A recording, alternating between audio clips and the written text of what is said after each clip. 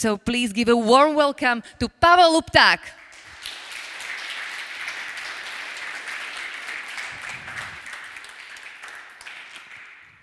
Hello, everybody. It's really nice to be here after so many years. I really enjoy this place. I really enjoy this conference. Especially for you, I prepared a completely new presentation. It'll be like my first premiere, the new bleeding edge from scratch presentation. And it's based on my personal experiences. Because, as you know, I'm like a digital nomad. I'm like a global opportunist. I'm traveling all the time. And so I have a lot of experiences, especially with how to survive on crypto in different places in the world. And I decided to summarize all my experience to one presentation, and I created, especially now for you, the presentation with the title, How to Survive on Crypto in 2025 as a Digital Nomad. So this presentation will be highly practical. I'm going to show like an exact way how it's possible in these days. I appreciate any feedback. I have only 30 minutes, so I will be pretty fast. If you have any question, I'm not sure if you have enough time at the end of the presentation, but I'll be here all the time. I'll be here all the time, so you can just come to me and ask all your questions. So let's start.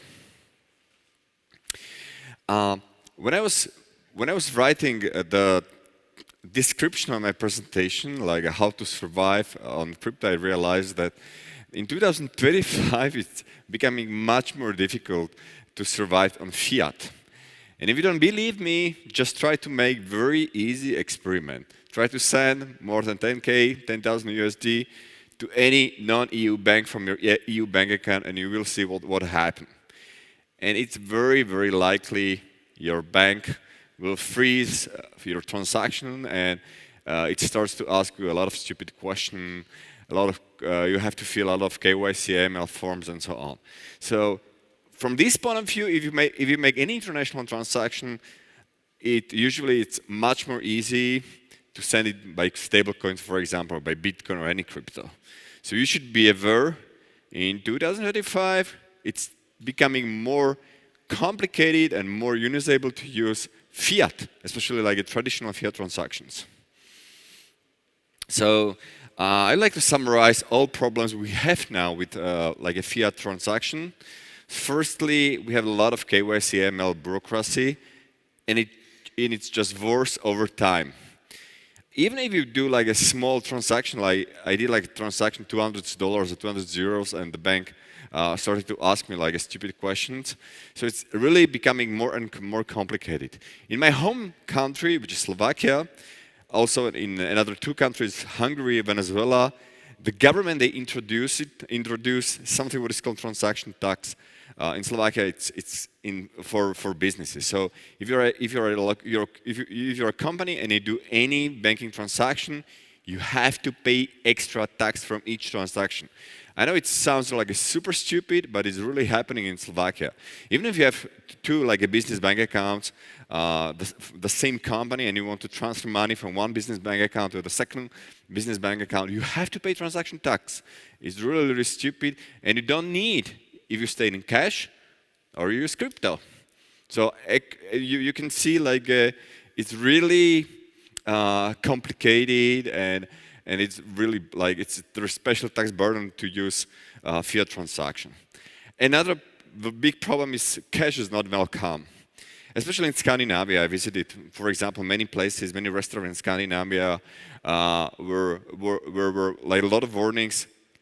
No cash transaction. So it wasn't possible to use cash, and if you had any cash and you want to use cash, you would look like a super suspicious. And also, many places have like a cash restriction. For example, you can see especially cash restriction if you want to withdraw money from ATM machines. Also, then you have like risk of seizure or freezing transaction. So really, if you're sending money to someone, especially out of the EU, out of the SEPA transaction, many times your transaction is frozen, and you have to explain everything to your bank. And of course, complete surveillance. When you use traditional banking system, you're completely surveilled. They know everything. So I decided to create like two pyramids. The first one is called privacy pyramid of crypto. And I'm going to explain you what to use if you want to stay as much as anonymous as possible. So, and I would distinguish like multiple levels of these privacy pyramids. The first one is like an ideal privacy, and it's using the cash. Cash is king, not only in Europe but everywhere in the world. And there is also like a crypto cash, and you probably know it. It's called Monero. And also, which is like a super private anonymous cryptocurrency. Or if you like Bitcoin fund, you can use Bitcoin Lightning, which is also like a it's enough private and anonymous to use it. Maybe you know the Cashew, which is like a Cashew token. It's a very interesting approach where basically you can use like a offline transaction, crypto transaction. So you're able to send like some Cashew token to someone and receive it in a completely offline way, which is not possible in case like a normal currencies. And you can offline verify if the given token is like okay or not. You have to be online if you want to be immune against double spending. I'm going to explain it more. Second level of privacy pyramid of crypto is semi-idle privacy.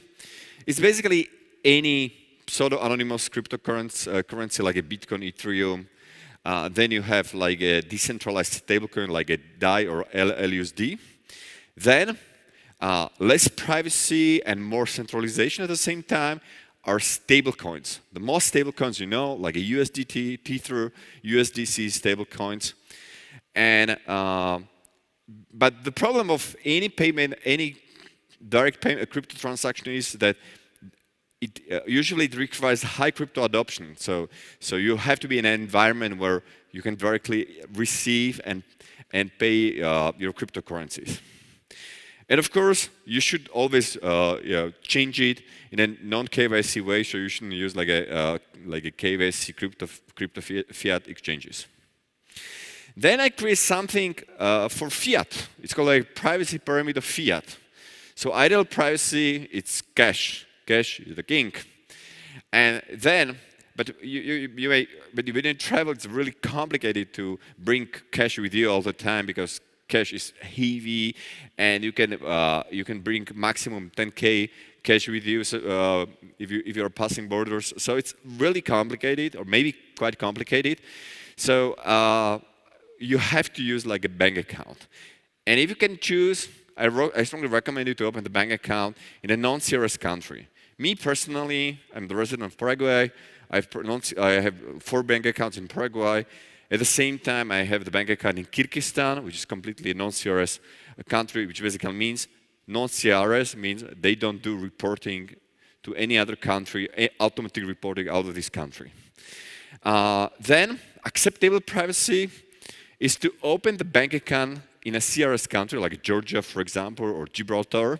For example, I'm using the Bank of Georgia bank account in Georgia, and also I use like a Gibraltarian bank account XAPO, but I use it with my non-CRS tax residency. I told you I have tax residence in Paraguay, which is a non-CRS country, so I use it with my cedula and my tax ID. So if they do any reporting, they do reporting to non-CRS countries, so basically they don't do any reporting. So acceptable privacy is to have the bank account in CRS bank, but with your like a non-CRS tax ID, for example, in Paraguay. And no privacy when you use traditional bank or fiat account in any CRS country, like all European European country, because in this situation you have no privacy at all, and there is full reporting of all transactions. For example, inside of Slovakia or any EU country. So, very crucial to know. If you're afraid of government or any third parties that can monitor you, you should always care about your privacy. Firstly, I would like to say some significant advantages of crypto over fiat. So the first thing is your keys, your crypto. This is like a slogan of all crypto people, and basically means that in case of crypto, you have full self-custody. So basically, there is no third party, no government, no bank, no one who can seize your crypto. You have full control of your crypto, especially when you use or when you own fully decentralized cryptocurrency. You have much better privacy. When you use, for example, Monero, Bitcoin, Lightning, Cashew, you have almost 100% privacy. Nobody knows about possession of your crypto, your transaction, nothing. It's permissionless. So basically, you don't need to ask any permission of any party to send your crypto anywhere. It's global. Even so, for example, you can send your crypto even to Mars if you know the wallet address. So you don't need any IBAN or SWIFT code or anything like that. And crypto is resistant to censorship. So basically, in any dictatorship country cannot block, cannot censor any decentralized cryptocurrency. If it is possible, always check if it is possible. Prefer crypto than fiat, because using crypto means more privacy, and more privacy usually means less potential problems, especially with your tax office, for example. And now I'd like to analyze all these levels and all these scenarios I described in the beginning. So let's start with Monero. Monero is still alive. It's a really nice project, and it's improving over time. There is like a new approach. It's called FCMP++, which significantly increases privacy of Monero transaction. If you want to buy any anonymous crypto, you should always use non-KYC services. KYC not means the list where you can find more of this information. There are many anonymous ways to change your crypto to Monero. Here are some links. For example, me personally, I use trocadero.app, and I also try many times Exolix. Also, if you have a physical cash or you have money in your bank account, there are services like Haveno, for example. It's like application, decentralized application, or trusted. You can use trusted OTC service in some country, and you can change your fiat, like a cash, for example, to Monero. Monero, unlike Bitcoin, it's, I would say, a really good, pretty good accepted. Even now, you can buy many VPNs and server housings with Monero. For example, you can find the list of services you can pay with Monero at monerica.com. What is quite interesting, even Pornhub now can be bought using Monero. And by the way, regarding Pornhub, which is the biggest porn portal in the world, they don't have bank accounts. So all porn stars registered in Pornhub, they receive their salaries in stablecoins, in crypto. So a Pornhub is a beautiful example of a service which works, which doesn't use a bank account. And also, I recommend you to check the biggest Monero bazaar, which is called Examer Bazaar. And then let's move to anonymous crypto like Bitcoin Lightning. Bitcoin Lightning is there is a significant privacy upgrade. Maybe another way how to buy Bitcoin, it's much more easy to buy Bitcoin than Monero, because you can use a Bitcoin ATM machine, you can use the application like Vexel, which is super popular in Prague, and in Czech Republic. There are many private groups and Signal session simply. So basically you can ask your friends, you can join to these groups, and you can trade your crypto, and you can buy in Bitcoin, for example. You can also run your own Bitcoin Lightning infrastructure. Like me personally, for example, I use AlbiHub, and I use on my smartphone, I use Phoenix and Zeus and Breeze wallets. And what is cool about Bitcoin, there is a service which is called Bitrefill. I strongly recommend you to check this service. And using this Bitrefill, you can pay for really a lot of things by crypto. And at the same time, Bitcoin Lightning is like widely accepted by even like banks, like for example, Sapo, Zen, Strike. For example, now all these services are just you can see the list of some services. Also.cz is the biggest e-shop in the Czech Republic. Then you have like a Kaufland, like some like OMV gas station and so on. And all these services you can buy with you can pay with Bitrefill and crypto, which is super cool. So basically, in Prague, in Czech Republic, it's very easy to survive on crypto. You don't use to use fiat or bank accounts at all. I already mentioned Cashew. Cashew is basically a really interesting approach of something what is called Showmian eCash. Cashew relies on mints. I would like to skip these slides because it's basically not used. It's still an experimental project with a low adoption. It's not used so much. So let's move forward. Okay, now I'd like to show you like how do I book like a flight tickets, accommodation, and many like a sightseeing activities, for example, using crypto. I use the portal which is called Traveler. This portal is for professional travelers. So basically, there are like multiple programs. I use the highest one, which is called Diamond Ava program. So I have like a special discount. And for me, it's like a cheaper, for example, than Booking. Many times, I'm not saying every time, but it's cheaper than Booking. And I pay for any flight tickets, any accommodation using crypto. There is also a competition of this website. Probably the biggest one is called Destinia and Excel Trip. So definitely check the competition, but I think the Traveler is the best. Also, there is any coin search service, very interesting. It's called Shopping Bit. It's a service where you can buy anything from Amazon, eBay, using Bitcoin, Monero, and any crypto. So for example, I use this Traveler Diamond Ava Smart program, and I had to bought like a special NFT avatar. I'm not like a big fan of NFTs, but this is my only NFT I have. And then I have a lot of bonuses. So for example, I have access to airport lounges. I have like a 10% cashback. So if I buy any flight tickets or any accommodation, they give me back like a 10%. So with this Traveler Diamond or maybe even like a Platinum program, you can basically buy as a professional traveler anything for crypto, which is super practical.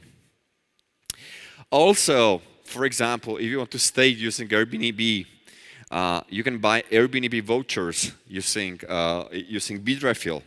In many countries, it basically works in all EU countries, including US, Canada, New Zealand, Mexico.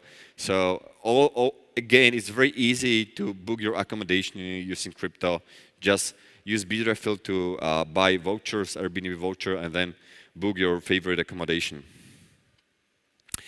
Another interesting thing I would like to mention is like a pseudo-anonymous centralized crypto stablecoin cards.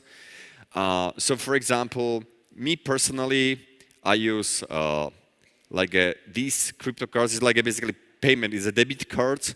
I use Xapo, which basically debit crypto card issued in Gibraltar. I use my Paraguayan tax residency. And there is another interesting project which is called Pay. It's a project from Ukraine where I also use my Paraguayan tax residency. I also have my residency in Panama. There is another interesting project in Panama, crypto debit card, which is called Lulubit. And if you have Argentinian residency, the most favorite project in Argentina is called Lemon.me. And also, like it's a crypto debit card, and using this crypto debit card, you basically you can pay everything using crypto. Cash payments. So as I told you, cash is the king, but it's hard to bring a lot of cash with you, and there are a lot of limits, especially when you are crossing borders, and there are limits when you want to pick up the cash from ATM. But still, a lot of people, they appreciate cash. So there is like a website which is called Coin ATM Radar, where you can find the nearest ATM Bitcoin machine where you can pick up the cash and you can using crypto.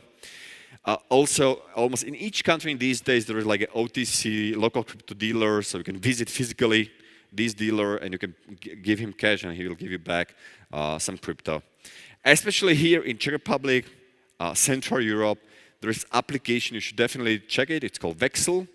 It's an application for crypto trading in a trusted way.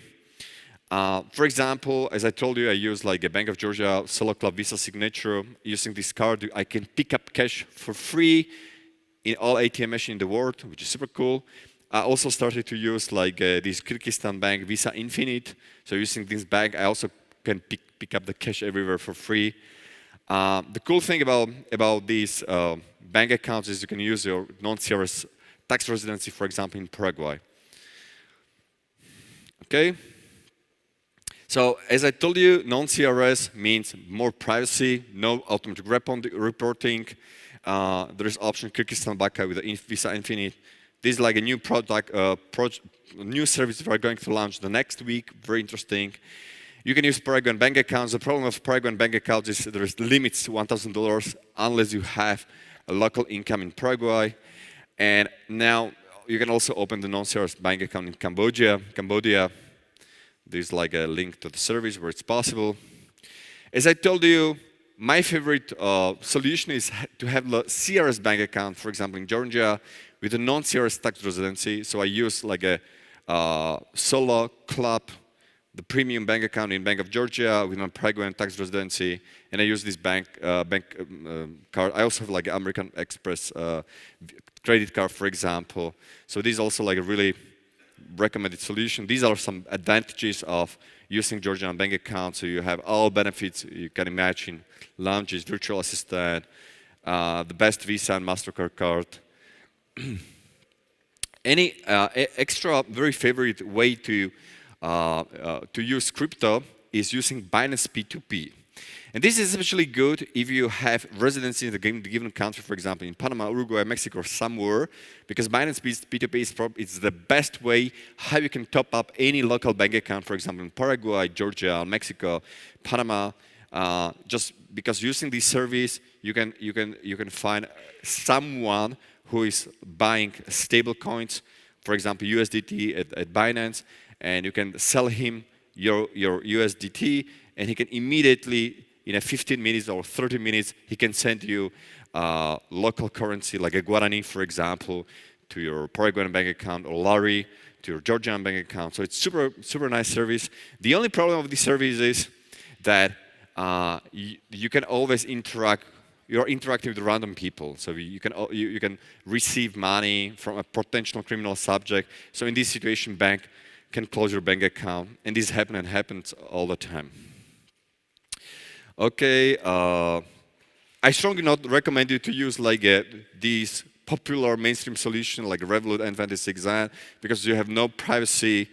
There is full reporting, and the government in this situation, they will know everything about you. So please avoid these services. There is also possible to live from the crypto loan if you don't want to pay taxes, healthcare, social insurance. And I would like to explain you my personal setup, how as a digital nomad, how exactly I work.